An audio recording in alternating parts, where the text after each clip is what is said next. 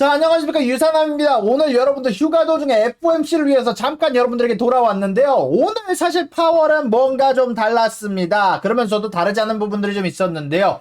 여전히 파월이 맨 처음에 나와서 연설을 할 때는 다르지 않은 발언들을 했어요. 여전히 우리는 모든 일을 데이터에 기반해서 판단하겠다. 두 가지 리스크 양쪽 다 봐야 된다. 인플레이션 리스크 여전히 존재한다. 너무 빨라도 안 되고 너무 느려도 안 된다라고 얘기를 하긴 했지만 무언가 다른 부분이 바로 있었습니다. 무엇이었을까요? 저와 함께 하나씩 알아보도록 하겠습니다. 자, 원래 이번 FOMC 이전부터 9월 인하설이 여러 애널리스트나 여러 유명인들 사이에서 나왔어요. 제레미 시겔 교수 같은 경우는요, 나는 9월 인하를 확신한다 라고 얘기를 했고요. 여기에다가 데이비드 솔로몬 골드만삭스 CEO는 원래는 이번에 금리 인하 못할걸요?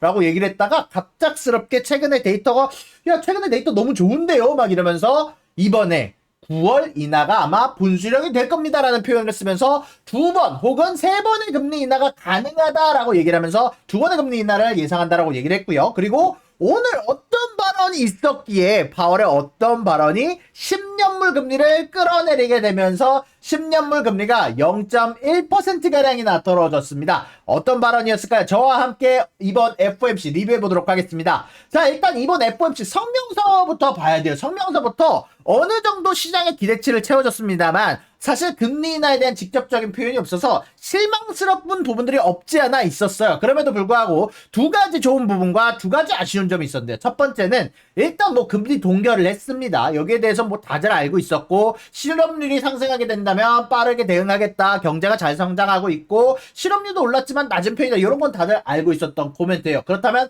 바뀐 부분들을 먼저 봐야겠죠. 자, 원래 여태까지 연준이 얘기를 하면서 지금 여태까지 인플레이션이 modest progress, 약간의 진전을 만들었다라는 표현을 썼는데 이게 some progress, 좀 더 진전이 좀 있었다라는 표현을 바꿨고요. 그리고 인플레이션이 여전히 높다, remains elevated이라는 표현에서 remains somewhat elevated로 약간 조금 높은 편이다라는 단어 조금이 추가가 됐습니다. 그 말 뜻은 이제는 인플레이션이 예전만큼 높지 않다라는 얘기겠죠. 실질적으로 최근 들어서 인플레이션 데이터, 특히 주거비가 내려오는 부분들이 굉장히 크게 관측이 되기도 했고요. 사실 2022년 이후에 최저치에 해당하는 주거비 상승률이 나오게 되게 되면서 굉장히 커다란 뭐 주식시장이나 채권시장에서 반응이 있기도 했었죠. 자, 그럼 그런 가운데서 이렇게만 끝났으면 좀 아쉽기는 해요. 왜냐면 대차대조표 축소가 유지된다라는 발언도 포함이 됐었고 2% 인플레이션 자신감이 생길 때까지 금리 인하를 하지 않는다라는 발언도 사실 성명서에 숨어 있었거든요. 그렇다면 무엇이 달랐느냐? 자, 바로 Q&A 세션에서 뭔가 다른 부분들이 나오기 시작을 했습니다. 자, 이번 쿼터의 인플레이션 데이터가 자신감을 늘려줬다라고 얘기를 했고요.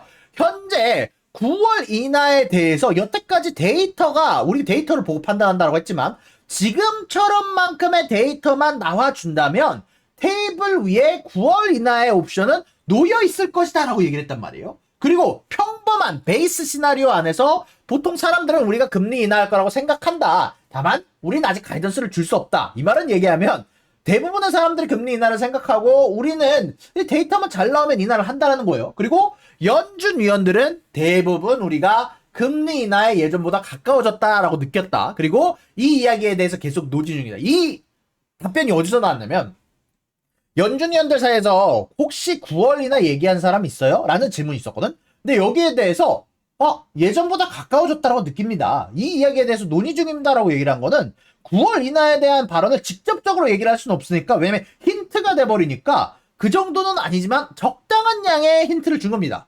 9월 인하를 얘기한 사람들이 있었다라는 거예요. 그리고 만약에 데이터가 서포트를 한다면 9월 인하가 가능하다라는 발언을 했거든요.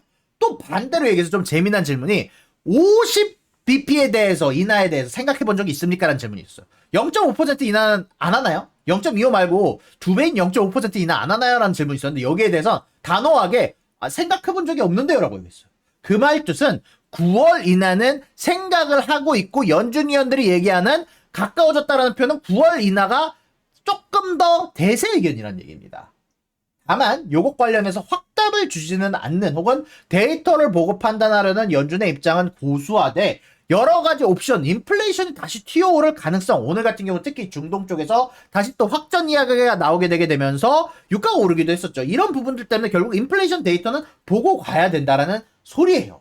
또 여기서 재미난 게 경기 침체 확률을 어떻게 보세요? 연착륙 말고 경착륙 가능성은 있나요? 라는 질문이 있었는데 경기 침체 확률은 낮은 편이다. 지금 경제가 갑자기 뜨거워지거나 혹은 갑작스럽게 얼어붙는 건 생각하기 어렵다라고 했습니다. 자, 결국 연준 입장에서는 갑자기 인플레이션이 튀어오르거나 혹은 실업률이 튀어오르는 걸 생각하고 있지는 않다라는 얘기예요. 근데 지금처럼만 데이터가 나오면 9월 인하가 가능하다라고 했죠. 그거를 체인으로 생각해 보면은 연속적으로 생각해 보면 연준의 베이스 케이스 시나리오는 9월 인하라는 표현을 어느 정도 뭐 확답까지는 아니지만 지금 뭐 여러모로 인플레이션 데이터나 뭐 실업률 데이터를 보기는 봐야겠지만 베이스 케이스 시나리오에서 우리가 인플레이션 데이터가 갑작스럽게 놀래키는 데이터만 나오지 않는다면 9월 인하 가능성이 높다라는 겁니다.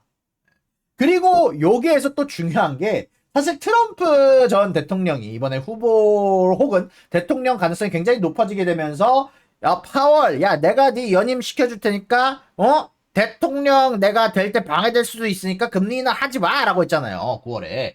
근데 여기에 대해서 질문이 들었어요. 트럼프가 그렇게 이야기한 거에 대해서 어떻게 생각하냐 라고 했더니 우리는 정치적으로 엮이지 않습니다. 지금 정치적인 힘이나 정치적인 기간에 대해서 우리가 내리는 결정이나 방식이 달라지면 안 됩니다. 우리는 특정 정당을 서포트하지 않고 우리는 우리가 가진 실업률과 경기 침체 혹은 또 인플레이션 이 두 가지에 집중해서 우리는 모든 것을 해결해야 됩니다라고 얘기했단 말이에요. 결국 트럼프가 9월 인하하지 말라고 했던 발언이 자기에게는 딱히 그렇게까지 신경을 쓰지 않는다라는 겁니다. 물론 속 내용은 잘 모르겠지만 결국 이 뜻은 9월 인하 가능성은 뭐 트럼프랑 상관없이 혹은 인플레이션 데이터만 잘 나와주고 실업률만 괜찮으면 실업률이 뭐 갑작스럽게 오르면 또 그거는 금리 인하 가능성이 되지만 자, 아무튼 그렇게만 된다면 연착륙 가능성이 높은 상황이고 경착륙은 생각하기 어려운 상황에서 금리 인하 가능성은 9월에 높다라고 생각하시면 좋을 것 같습니다. 자, 결국 뭐 이렇게 여러 개한테 길게 얘기를 하긴 했지만 뭐 간단하게 정리하면 연준 입장에서는 베이스 케이스 혹은 뭐 보통의 시나리오로 금리 인하를 9월에 생각을 하는 것 같고 인플레이션은 잡혔다라고 생각하는 것 같고 결국 주거비가 내렸다고 제가 몇 번이고 말씀드렸죠. 이런 부분들로 인해서 결국 주식시장과 채권시장의 오늘 반응이 굉장히 극적이었고 특히 이런 부분들은 앞으로 여러분들 생각하셔야겠지만 주식시장은 올라가는 데는 도움이 되긴 될 거예요. 근데 여러분들이 고려를 하셔야 되는 건 이제 엔화의 값어치가 올라오고 있고 달러의 값어치가 떨어지고 있습니다. 두 기축통화 사이에서 이제 미국과 일본의 금리차가 줄어들기 시작하고 한국과 미국의 금리차도 이제 줄어들 거라는 얘기가 많이 나오고 있죠. 그런 상황에서 미국의 달러의 값어치가 떨어진 건 너무나도 당연한 상황이에요. 자, 그러다 보니까 여러분들이 주식이 올라도 달러의 값어치가 떨어지게 되면서 손해를 보는 순간이 언젠간 올 수도 있다는 얘기입니다. 그리고 엔캐리 트레이드가 빠져나가기 시작하면서 엔화가 낮을 때 돈을 빌려가지고 야 우리 엔 엄청 싸잖아 이걸로 달러 투자하자라는 한번 분들이 사실은 이제는 사라지게 되게 되면서 이런 부분들이 유동성에도 영향을 줄 수 있다라는 점은 여러분들이 아마 충분히 고려를 하셔야 될 것 같고요. 그리고 인플레이션이라는 게 결국 확전이 되게 되거나 아니면 여러 가지 문제가 생기게 된다면 언제든지 튀어오를 수 있다는 점은 있기 때문에 한번 여러분들 항상 고려해 가시면서 여러분들이 투자를 하셔야 될 것 같습니다. 자, 결국 9월 금리 인하 가능성 높아졌고 연준의 베이스 케이스 시나리오는 9월 인하라고 보는 게 맞는 것 같고 다만 데이터를 보고 가고자 하는 연준의 노력은 지속될 것 같고요. 그 상황 아래에서 여러분들이 아마 달러 환율 그리고 주식시장의 유동성들 한번 봐가면서 여러분들이 투자하시면 좋은 실적 보실 수 있을 거라고 확신합니다. 자, 여러분 오늘 FOMC 이야기 아주 짧게 정리를 해봤고요. 여러분들의 생각과 여러분들의 앞으로 미래에 대한 방향성 코멘트로 공유해 주시길 바라면서 저는 여기서 이야기를 마치도록 하겠습니다. 여러분들 감사합니다.